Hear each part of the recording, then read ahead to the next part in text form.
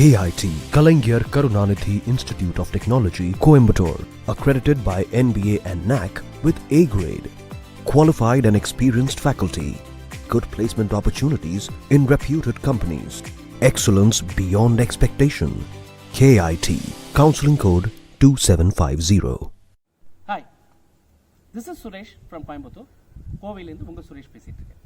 இந்த வீடியோவில் நம்ம என்ன பார்க்க போகிறோம் அப்படின்னா, ஒரு இன்ட்ரெஸ்டிங்கான விஷயம்.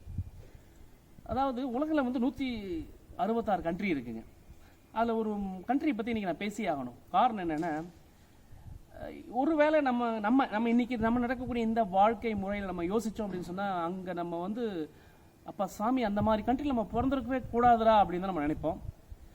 நம்ம இந்தியாவில் பிறந்ததுக்கும் குறிப்பாக தமிழகத்தில் பிறந்ததுக்கும் நம்ம உண்மையிலே பெருமையாக இருந்துக்கணுங்க. நம்ம அந்த அளவுக்கு இன்றைக்கி சந்தோஷமாக தான் வாழ்ந்துட்டு இருக்கிறோம். அப்படி என்ன சார் அந்த கண்ட்ரி பற்றி தெரிஞ்சுக்கணும் ஆசைப்பட்றீங்களா? ஆமாங்க, அந்த கண்ட்ரி என்ன கண்ட்ரி அப்படின்னா நார்த் கொரியா. இன்றைக்கி நம்ம நார்த் கொரியாவில் நடக்கக்கூடிய ஒரு சில விஷயங்களை பற்றி தான் உங்கள்கிட்ட சுவாரஸ்யமாக பேசலாம் அப்படின்னு ஆசைப்பட்றேன். இந்த நார்த் கொரியா அப்படிங்கிறது ஈஸ்ட் பசிபிக் ஈஸ்டர்ன் ஏஷியாவில் இருக்கக்கூடிய ஒரு கண்ட்ரி. இந்த கண்ட்ரியோட கேபிட்டல் பார்த்தீங்கன்னா பியாங்யாங் அப்படிங்கிற ஒரு கேபிட்டல்.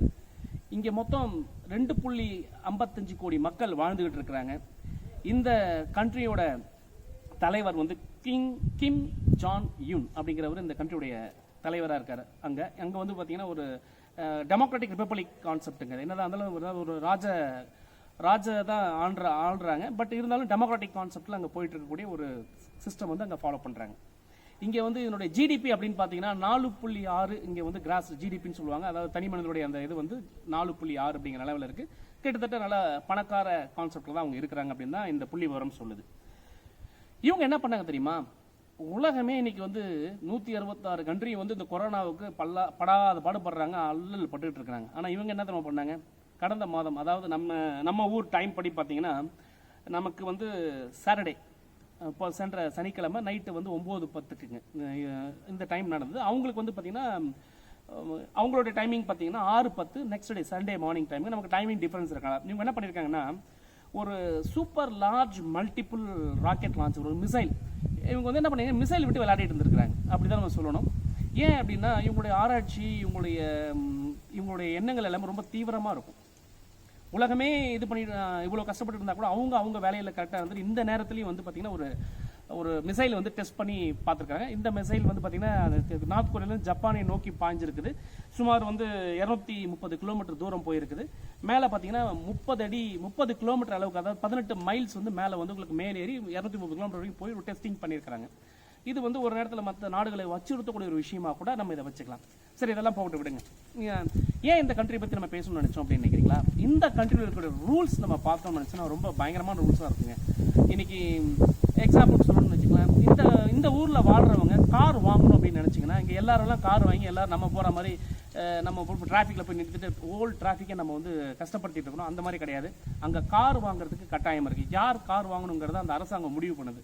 யார் கார் வாங்கலாம் அப்படின்னா, அரசாங்கத்தில் பொறுப்பில் இருக்கிறவங்களோ அல்ல அரசாங்கத்தை சார்ந்தவர்களோ மட்டும்தான் அங்கே கார் வாங்க முடியும்.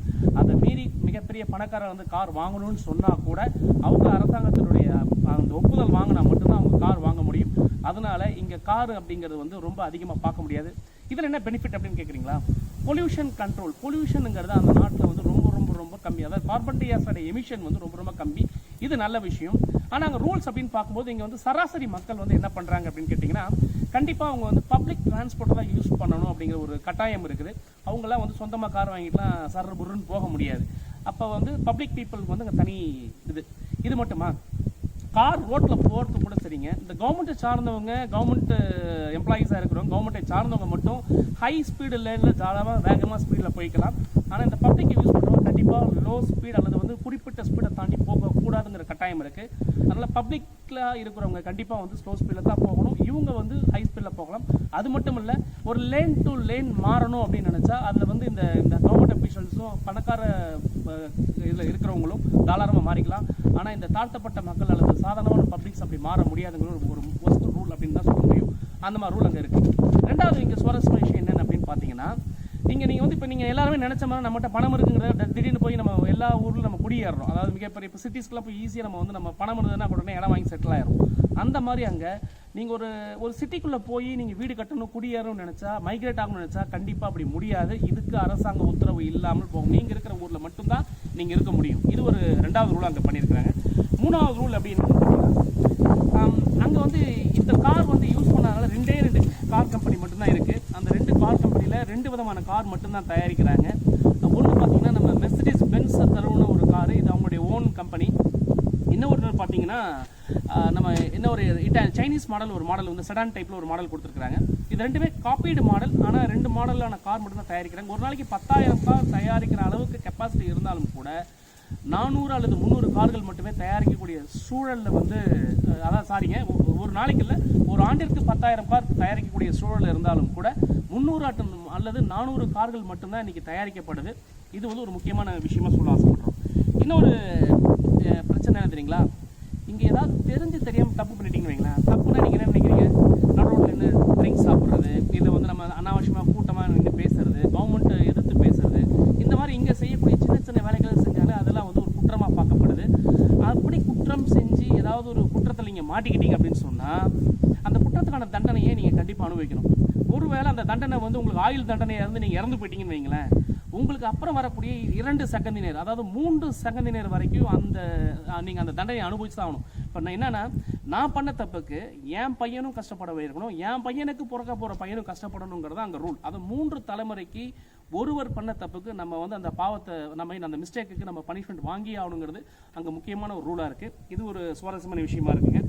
அடுத்து நீங்கள் பார்க்குறீங்கன்னா, அந்த நாட்டை பொறுத்த வரைக்கும் பைபிள்ஸ் இஸ் நாட் அலோடு. அந்த இடத்துல பைபிள் வச்சுக்கிறது சட்டவிரோதமான விஷயம், சட்டப்படி குற்றம் அப்படின்னு சொல்கிறாங்க நார்த் கொரியாவில். இன்னொரு முக்கியமான விஷயம் என்ன தெரியுங்களா, அங்கே இந்த ப்ரான் வீடியோஸ்ன்னு சொல்கிறாங்க இல்லைங்களா, இங்கெல்லாம் பயங்கரமாக வளம் வந்துகிட்டு இருக்கு இல்லைங்களா. இப்போ நம்ம தமிழ்நாட்டில் கூட மிகப்பெரிய ஒரு டிஜிபி கூட எடுத்துக்கிட்டு அதுக்கான ஒரு பெரிய வாதங்களே நடந்தது. அது பார்க்குறது தப்பா, பகிர்றது தப்பெல்லாம் பேசிட்டு இருந்தோம்.